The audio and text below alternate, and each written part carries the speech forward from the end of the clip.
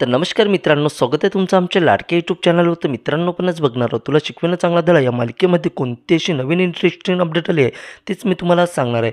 त्यात एक छोटीशी रिक्वेस्ट आहे मित्रांनो, चॅनलवर नवीन असाल तर चॅनलला सबस्क्राईब करून बेल आयकॉनला क्लिक करायला विसरू नका. मित्रांनो, अधिपती पोचला अक्षराच्या घरी, तर भुवनेश्वरीचं सत्य अधिपतीसमोर. मित्रांनो, नेमकं काय घडलं तेच मी तुम्हाला आजच्या भागामध्ये सांगणार आहे.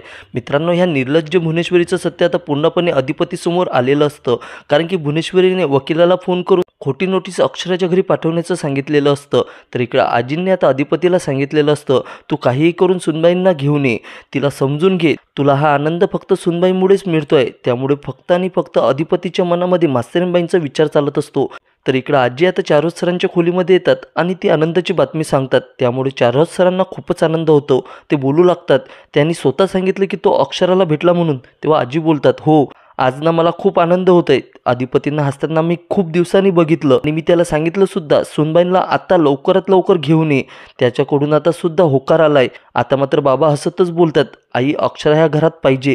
ती मुलगी असेल ना तर या घरामध्ये चैतन्य आहे, काहीतरी पवित्र आहे, मांगल्य आहे. तेव्हा आजी बोलतात, तो दिवस लवकरच उजडेल आणि आपली अक्षरा ह्या घरामध्ये येईल. तेव्हा बाबा बोलतात, मी पण त्या दिवसाची वाटच बघतोय. तर दुसरीकडे अक्षरा आता देवासमोर अधिपतीबद्दल मागत असते. तेव्हा आई तिला विचारू लागतात, काय गं, कुठं चाललीस? डॉक्टरांकडे जायचं आहे ना, आवर लवकर. तेव्हा अक्षरा आता अधिपतीमध्ये गुंग झालेली असते. तेव्हा आई बोलते, मी काय बोलते कळलं का? तेव्हा अक्षरा बोलते, आई, एकदा का माझं अधिपतींशी बोलणं होऊ दे, मग बघ मी सर्व काही ठीक करते. तेव्हा अक्षराची आई बोलते, काल बोलली की तू. तेव्हा अक्षरा बोलते, मी त्यांना बाळाबद्दल कुठं सांगितलं अजून? जेव्हा त्यांना कळेल ना, ते पूर्णपणे शॉक होतील, त्यांना खूप आनंद होईल. तेव्हा मात्र अक्षराची आई बोलते, तुझा विश्वास आहे ना, ते पूर्ण होणार, लवकरच तुला भेटतील ते. तर इकडं अधिपती फॅक्टरीमध्ये येतो आणि सरळ ओंकारकडे येऊन सर्व काही घडलेलं सांगू लागतो. आता ओंकारला ही बातमी ऐकून खूपच आनंद होतो. आता ओंकार बोलतो, बोलून काय ते सॉर्ट करा आणि वहिनीला आधी घरी घेऊन ये.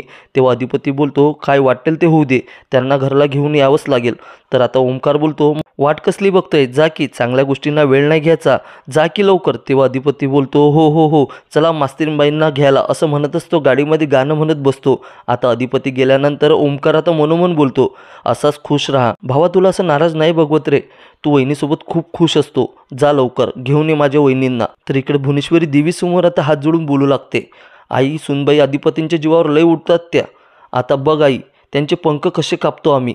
तर इकडं मात्र अधिपती आता अक्षराच्या घरी पोचतो. तितक्यातच तो वकील आता ती फाईल घेऊन येतो. आता अधिपती त्यांना थांबवतो आणि ते लेटर स्वतः घेतो. आता वकील भुवनेश्वरी मॅडमबद्दल आता अधिपतीला सांगू लागतो. मित्रांनो, आता भुवनेश्वरीचा पूर्णपणे पापाचा घडा भरला आहे. त्यामुळे आता अधिपती कशाप्रकारे त्या भुवनेश्वरीचा माज उतरवतो हे बघणं मात्र रंजक ठरणार आहे. तर मित्रांनो, आजचा भाग इथंच संपतो. अशाच नवीन अपडेट्ससाठी चॅनलला सबस्क्राईब करा. व्हिडिओ आवडल्यास लाईक आणि सबस्क्राईब करायला विसरू नका. तुला शिकविणं चांगला धडा या मालिकेची डेली अपडेट बघण्यासाठी सबस्क्राईब करा आपल्या लाडक्या यूट्यूब चॅनलला. तर मित्रांनो, भेटूया पुढच्या व्हिडिओमध्ये. तोपर्यंत जय हिंद, बाय बाय मित्रांनो.